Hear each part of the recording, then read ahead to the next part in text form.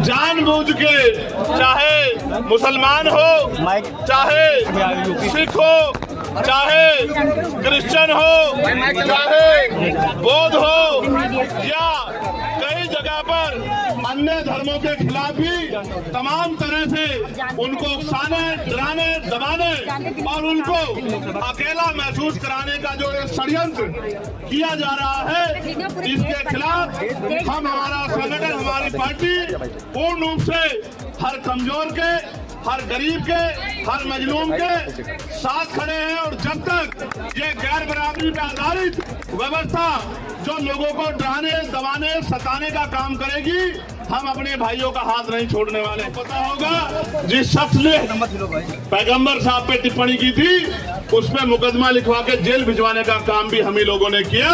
और हमारे लोगों ने गाजियाबाद में आंदोलन किया और अरेस्ट कराने का काम किया।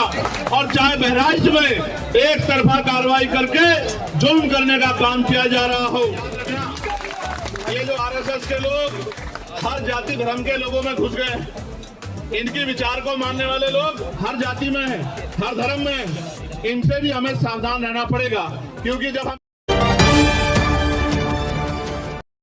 कि जिस तरह से भारत के संविधान ने सभी धर्मों को बराबर का सम्मान और अपने धर्म को, अपने धर्म की पूजा अर्चना प्रार्थना करने का अधिकार सभी को दिया है, वहाँ जिस तरह से लंबे समय से अन्य धर्मों के लोगों को उकसाने का काम, और उकसाने का ही नहीं, उनको परेशान करने का काम एक राजनीतिक षड्यंत्र के जरिए किया जा रहा है। और उसके पीछे उनका मकसद राजनीतिक मकसद है। हमें बहुत समझदारी से, बड़ी जिम्मेदारी से अपने इस कार्य को, जो संविधान की रक्षा का भी है और जो कार्य देश में अमन, भाईचारा, प्रेम बना रहे और देश एकजुट होकर तमाम तरह की गैर बराबरी, तमाम तरह के जुल्म और तमाम तरह की जो समस्याएं जनता के सामने आ रही है, उनके खिलाफ लड़ाई लड़े। इसलिए आज इस मंच के माध्यम से मैं अपनी बात को स्पष्ट करता हूं कि अगर भारत, क्योंकि बहुधर्मी देश है, अनेक धर्मों के लोग, अनेक जातियों के लोग लंबे समय से भारत में रह रहे हैं। और इन सब जातियों के लोगों ने, धर्मों के लोगों ने, जब भारत गुलाम था, तमाम तरह से भारत के ऊपर जो हुकूमतें काबिज थी, भाई पीछे को खड़ा, जो हुकूमतें काबिज थी, यानी कि अंग्रेजों की सरकारें, उनके खिलाफ मिलकर लड़ाई लड़ी थी। और लड़ाई भी ऐसी नहीं लड़ी कि थाली में सजा के आजादी मिली हो, लड़ाई भी इस तरह लड़ी कि जाने कुर्बान करनी पड़ी। बहुत सारे बड़े पैमाने पे हर सभी धर्मों के लोगों ने बलिदान दिए, तब जाके देश आजाद हुआ। और आज जब देश को आजाद हुए 75 साल से ज्यादा हो गए हैं, तो जानबूझ के, चाहे मुसलमान हो, चाहे सिख हो, चाहे क्रिश्चियन हो, चाहे बौद्ध हो, चाहे जैन हो, या कई जगह पर अन्य धर्मों के खिलाफ भी तमाम तरह से उनको उकसाने, डराने, दबाने और उनको अकेला महसूस कराने का जो षड्यंत्र किया जा रहा है, इसके खिलाफ हम, हमारा संगठन, हमारी पार्टी पूर्ण रूप से हर कमजोर के, हर गरीब के, हर मजलूम के साथ खड़े हैं। और जब तक ये गैर बराबरी पर आधारित व्यवस्था जो लोगों को डराने, दबाने, सताने का काम करेगी, हम अपने भाइयों का हाथ नहीं छोड़ने वाले। और मैं ये भी कहना चाहता हूँ अपने भाइयों से भी, आज का कार्यक्रम जब वो रख रहे थे तो मैंने उनसे कहा कि जब आप कार्यक्रम करने जाएंगे तो आपके ऊपर झूठे मुकदमे लगा के जैसे आप सड़क पे आओगे आपको डराने का काम किया जाएगा। इसलिए इस काम की जिम्मेदारी जिन लोगों को, जो सबको अपना भाई बना के एकजुट होकर चलना चाहते हैं, उन भीम आर्मी आजाद समाज पार्टी के लोगों को अपने हाथों में उठानी चाहिए। क्योंकि जब आप वोट मांगने जाते हो तब तो आप सबसे वोट मांगते हो, बड़े बड़े वादे करते हो, और जब चुनाव निकल जाता है और गरीबों पे, कमजोरों पे जुल्म होता है तो सारी पार्टियों की तरह आप भी इंतजार मत करो कि वो सड़क पे निकल के अपने आप लड़ाई लड़े। अगर आप सड़क पे निकलोगे तो उनके लिए आपको एजेंडा बना के अपना काम करना आसान हो जाएगा। मैं आपको विश्वास दिलाता हूं, आपको पता होगा जिस शख्स ने पैगंबर साहब पे टिप्पणी की थी उस पे मुकदमा लिखवा के जेल भिजवाने का काम भी हम ही लोगों ने किया, और हमारे लोगों ने गाजियाबाद में आंदोलन किया और अरेस्ट कराने का काम किया, और चाहे बहराइच में एक तरफा कार्रवाई करके जुल्म करने का काम किया जा रहा हो इसलिए कि सरकार का झंडा चलता रहे, या हिमाचल में तमाम तरह से जो है कमजोरों पर जुल्म ढाने का प्रयास किया जा रहा हो, उत्तराखंड में प्रयास किया जा रहा हो, हर मोर्चे पे हमारी पार्टी, हमारा संगठन एकजुट होके बिना किसी राजनीतिक स्वार्थ के इस लड़ाई को लड़ने का काम कर रहा है। और मैं आपको स्पष्ट करना चाहता हूं, सिर्फ मुसलमान भाइयों के साथ नहीं, अगर जैन भाइयों के साथ, सिख भाइयों के साथ, किसान भाइयों के साथ, देश की करोड़ों महिलाओं के साथ, नौजवानों के साथ, गरीबों के साथ, अभी डीटीसी बसों वाला प्रकरण चल रहा है, जिसके साथ भी जुल्म होगा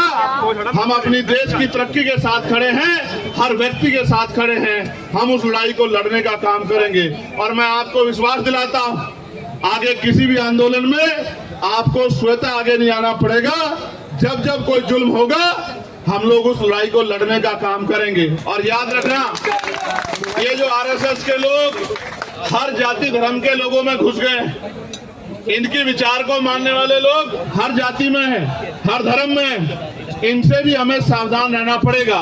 क्योंकि जब हम इनकी बातों में आते हैं तो फिर जो है इनके मोहरे जो है हमारे लोगों को परेशान करने का काम करते हैं, सरकार के एजेंट बनने का काम करते हैं। इन एजेंटों से भी हमें सावधान रहने की जरूरत है और मिलकर इस लड़ाई को, ना कोई एक जाति ना धर्म, पूरे देश की लड़ाई है या नहीं, ये बताओ। अगर किसी पे भी जुल्म होता है तो पूरे देश को इकट्ठा खड़ा होना चाहिए, नहीं होना चाहिए?